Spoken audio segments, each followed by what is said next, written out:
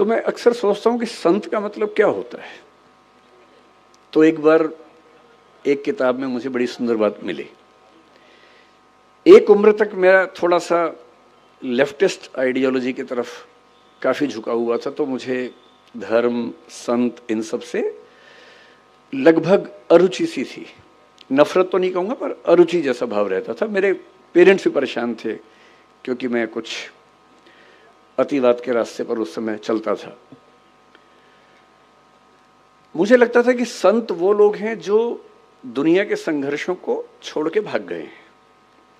अरे भाई, मैं बुद्ध को पढ़ता था, महावीर, वर्धमान महावीर को पढ़ता था। मुझे लगता था कि क्यों ऐसा करते हो भाई, सब लोग स्ट्रगल कर रहे हैं, रोजी रोटी का संकट सबके सामने है, सबके बच्चे हैं, उनकी शादी होगी नहीं होगी, करियर होगा नहीं होगा, इतना इतना स्ट्रगल है। उस स्ट्रगल से हम तटस्थ हो जाएं, ये मुक्ति कैसे हो सकती है। फिर एक बार मेरे हाथ में किताब लग गई, क्योंकि मुझे किताब पढ़ने का शौक है और मेरे सबसे अच्छे दोस्त अगर कोई हैं तो किताबें ही हैं। और एक किताब इसी विषय पर मैंने पढ़ी कि संत होने का मतलब क्या होता है। तो उसमें बड़ी सुंदर एक व्याख्या थी कि संत वो नहीं है जो दुनिया की मुख्य धारा से भाग गया है। संत वो है जो जानता है कि अगर वो मुख्य धारा में उतर गया तो शायद सबको हरा देगा, पर वो उतरने से पहले ही जानता है कि सबसे जीत के भी कुछ हासिल नहीं होगा। और इसी बात को कुछ और लोगों ने दूसरी भाषा में कहा, the most interesting thing about the rat race is that even if you win you are still a rat.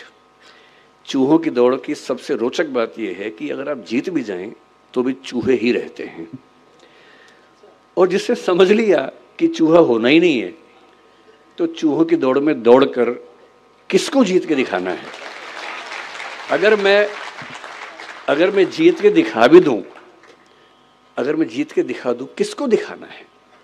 क्या कोई इतना महत्वपूर्ण है कि उसको दिखाने के लिए मैं अपने 10 साल खराब कर दूं या 20 साल खराब कर दूं?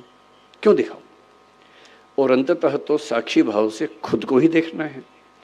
और यदि मैं अपनी चेतना के सही रास्ते पे नहीं हूं तो दुनिया की नज़र में कितने भी सही रास्ते पे हूं, वो सही रास्ता कैसे हो सकता है। मेरा सही रास्ता तो मेरी चेतना, मेरी अंतरात्मा तय करेगी।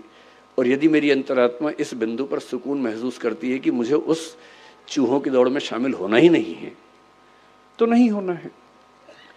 और मैं कल से, मुझे डॉक्टर सिंघवी साहब ने कई जिक्र किए बापू के, कि कैसे उनकी कथा में लोग, और गुजरात के लोग कितने दानी हैं वो भी पता लगा। सूरत के बारे में विशेष रूप से पता लगा कि 50 करोड़ 100 करोड़ का दान हुआ, एक अस्पताल बन गया। फिर कथा हुई, फिर 125 करोड़ का दान हो गया, इससे एक और अस्पताल बन गया। इतना कंट्रीब्यूशन तो बड़े बड़े मंत्री, नेता और IAS नहीं कर पाते। तो उससे लाख गुना अच्छा है कि हम संत बन के ही अपना काम करें और समाज के लिए जो कर सकते हैं वही करें। तो मैं बापू बहुत कृतज्ञ हूँ कि मैं तो इस लालच में था कि मैं ज़्यादा सुनूंगा, पर मुझे बताया गया कि मुझे सुनाना ज़्यादा है, सुनना कम है। ये वैसे ज्यादती है, बहुत बहुत ज्यादती है आपकी कि मुझे ज़्यादा समय दिया आपने और बापू कम बोल रहे हैं। इसका उल्टा होना चाहिए था, पर ठीक है, आपने अपना कुछ मुझे सोची होगी इसके पीछे।